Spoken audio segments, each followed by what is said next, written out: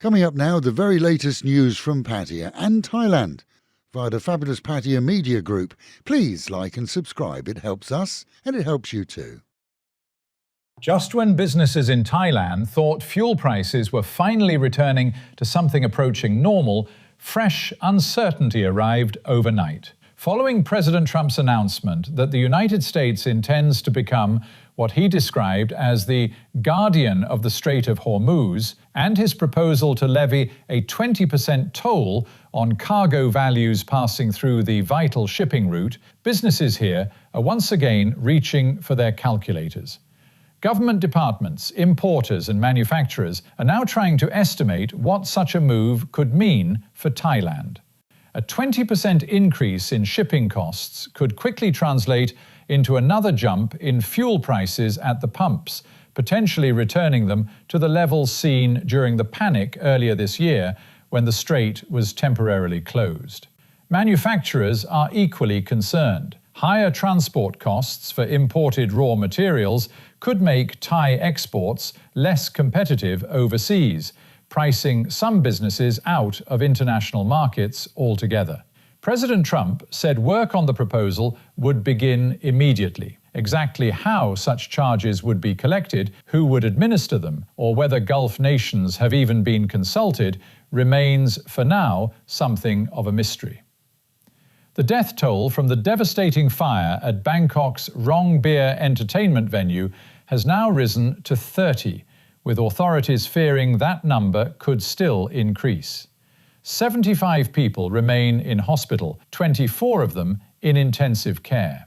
Investigators believe blocked, inaccessible, and poorly lit emergency exits may have trapped many customers inside.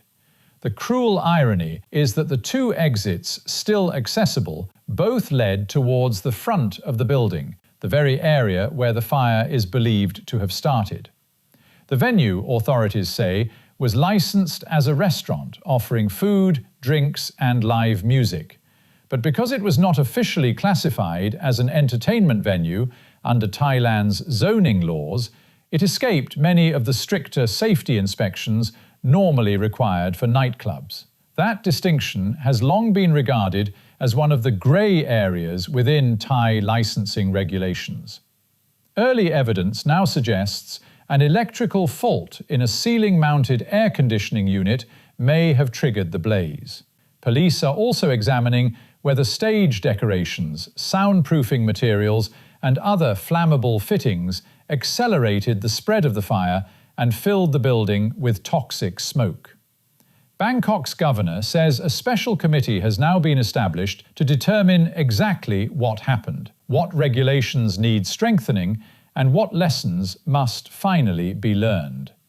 He also promised more random inspections of entertainment venues across the capital, a pledge heard after previous nightclub disasters, but one many hope will now be backed by meaningful action. The National Police Chief confirmed a joint investigation team is examining not only the cause of the fire, but also the licensing process, business partnerships, and whether negligence by officials or operators contributed to the tragedy. The governor of Bangkok has also stressed that venue operators cannot hide behind licensing technicalities. Even establishments not officially registered as entertainment venues, he says, must still meet appropriate safety standards. Under new instructions, any business found with serious fire safety deficiencies will now be ordered to close immediately, rather than being allowed to remain open while promising to fix the problems later. Adding further weight to the investigation, the former president of Thailand's Building Inspectors Association visited the fire scene yesterday. Following an initial assessment, he described the building as substandard in virtually every respect.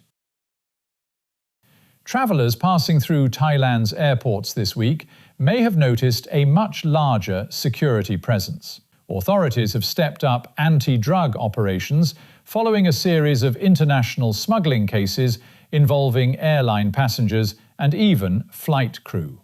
Specialist sniffer dogs are now operating in more passenger areas, while additional screening equipment has been deployed. Police are also monitoring social media accounts advertising parcel carrying services. Officials insist ordinary passengers should notice very little difference to their own screening procedures. Airline crews, however, can expect considerably closer scrutiny. The Commissioner of the Crime Suppression Division says summonses have now been requested for 11 local government officials accused of helping manipulate civil service examination results. Investigators say evidence clearly links the suspects to the alteration of digital answer sheets. Although the 3 suspects already arrested have refused to cooperate during questioning, police insist the evidence against them is substantial. Interestingly, investigators say the alleged offences were committed outside official working hours and at a private company, allowing criminal proceedings to begin immediately without first referring the case to the National Anti-Corruption Commission. Thailand's cabinet has approved plans for a significant government reshuffle. The current Ministry of Tourism and Sports is set to become the Ministry of Tourism and Culture, while sport will gain its own dedicated ministry. Supporters say the move makes perfect sense, with tourism and culture naturally complementing one another, while a separate sports ministry could provide greater focus on developing Thailand's sporting ambitions. The proposals must still pass both the House of Representatives and the Senate before becoming law, with implementation expected early next year. Closer to home, provincial authorities have already begun intensive fire safety inspections of entertainment venues across Pattaya in direct response to the Bangkok tragedy. Inspection teams have visited several major venues, including a number along Walking Street. While no closures have yet been ordered, inspectors identified deficiencies at several premises, including inadequate emergency lighting, insufficient fire extinguishers, and poor escape route signage. Officials say operators have been instructed to correct those shortcomings immediately. Some concern has also been raised over the design of fire escapes in Pattaya's older terraced buildings, particularly those squeezed between neighbouring properties or, in a few cases, backing directly onto the sea, where a fire exit may exist, but perhaps not one anyone would want to use. City Hall is encouraging members of the public to report any entertainment venue they believe has inadequate emergency exits so that inspections can be carried out. And finally, His Majesty the King has graciously elevated 8 senior monks to the rank of Somdet Pra Ratchakana.